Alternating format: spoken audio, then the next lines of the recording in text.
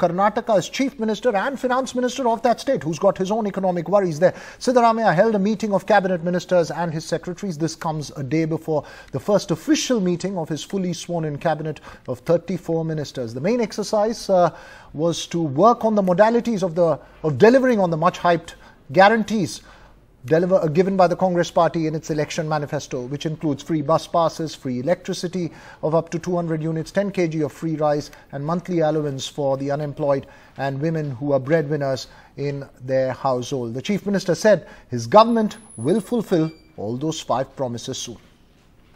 The government has taken a decision to implement all the 5 guarantees. Guarantees.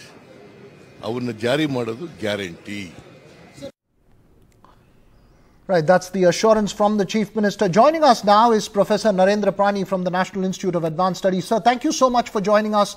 Just help us make sense of the economics of this. Is this going to be a huge burden on the state government? How should the government go about this process?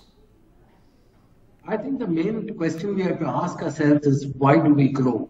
If we grow for development, then at some point we have to measure the success in terms of what we have achieved as far as the benefits or the capabilities of the ordinary citizen is concerned.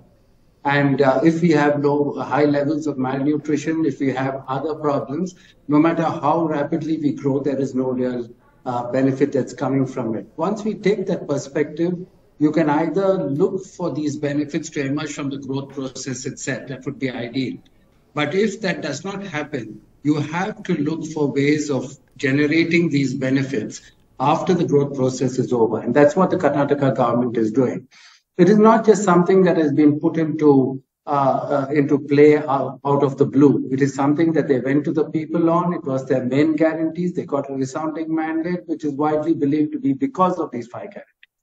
So this is what the people want, and I think it would be, we need to recognize that before we comment on it. If you want a wider kind of understanding, then we might need to have a larger debate on all concessions that the government gives, not just to the poor, but also for industry or for infrastructure. What is the actual benefit that the people have got from that in terms of employment, in terms of incomes?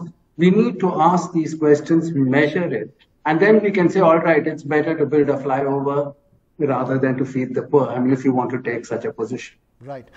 So, quick question on the estimates that's required on the exchequer for implementing of all these schemes. One sees several numbers being thrown around. How do we arrive at what the exact number is going to be, like whether it's 50,000 crores or what it's going to be to cost the exchequer?